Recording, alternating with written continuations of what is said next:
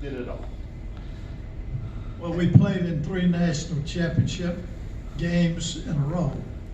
And that's something that Winky, our quarterback, not many quarterbacks ever did that, you know it. But the one you're talking about, we played University of Tennessee. Yeah. I thought we were better than Tennessee. We were. But we had to play. We had to play without a Heisman Trophy winning quarterback. And we couldn't get the ball to Peter. We couldn't get the ball. And a quarterback couldn't hit him.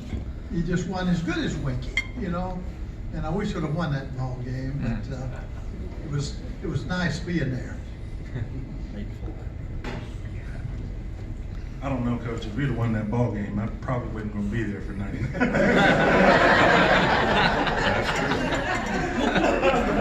I was going to mention that, Corey. Never lost that one. You know, this guy over here, we were talking about it earlier to someone. I think he holds a record, Coach, of having the most intercepts of nose tackle. And Coach knows where it happened and how. It wasn't one of those stand up and they throw the ball into it. It was a diving intercept. And I figure a nose guard that could do that. Why would you be surprised if you could do a backflip? Now that was many pounds ago.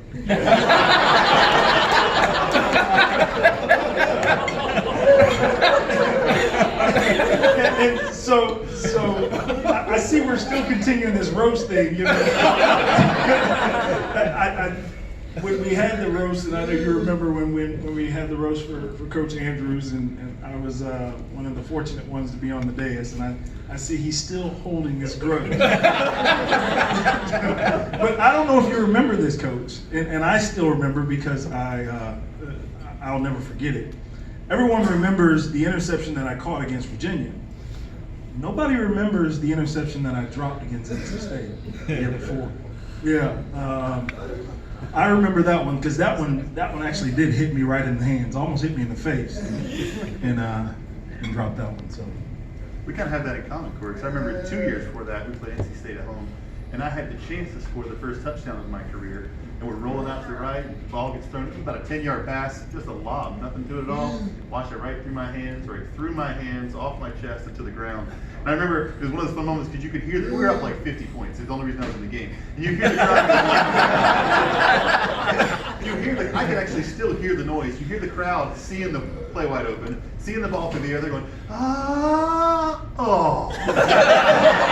That's one of the audible memories of my career is dropping first touchdown against my NC State. I'm glad we shared that together. the other thing that we shared is, we lost that game that I dropped the interception, so that's why I can never forget it. Yeah. The person who dropped the interception that day, because they had 6. Yeah, they did. Exactly. That was the game that week. Yeah, they had 6 picks that day, and yeah, mine wasn't one of them in the right place. That was a hard one. So going into this game, speaking of quarterbacks, they had a pretty good one in Michael Vick. And so just curious initial thoughts on that too, how that affected or did that affect the idea of playing against a type of player like that going into this game. Any thoughts before we get started looking at the film itself?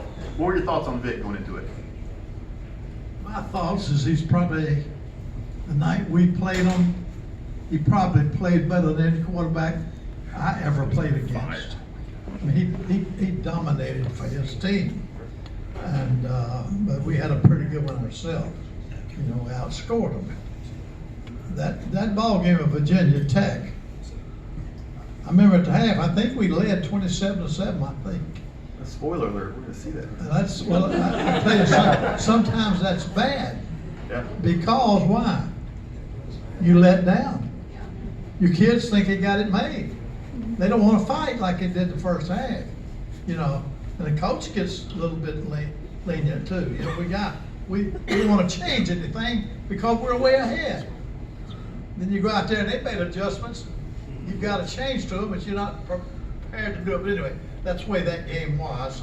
But then Winky and Pete and Duganel, they got hot the second half, and we were able to, you know, and Mickey finally caught that quarterback. I don't remember Coach catching him. ran by me. He hurt me a time or two. Anyway. You know, the thing about that game, it's hard to emulate a guy like that because we weren't running the option at that time. That's right. Yeah. We didn't have a quarterback that could run like he could. So you take a receiver, a running back, or somebody like that, and you try to get them to give you the appearance of Vic. You can't do it. You know.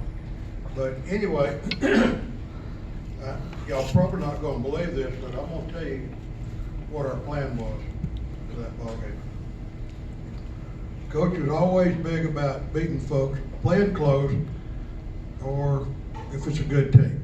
Most teams weren't real close. But his deal was get them in the fourth quarter and put the lights out. Turn the lights out. And that's what our plan was. You know, we decided that we was gonna let him run all over that field. So to get to the fourth quarter and we shut him down.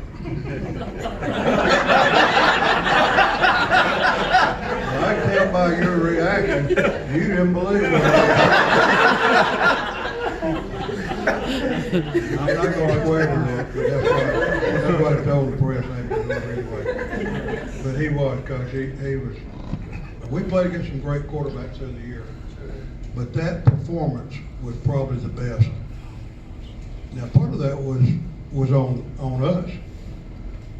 You know, we didn't do our part of curtailing him a whole lot. But when it got, you know, it don't matter what the score is till you get right there to the end of the game.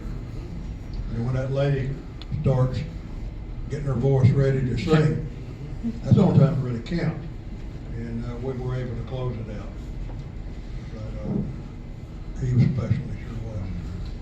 All right, well, we're gonna get it started. Brett must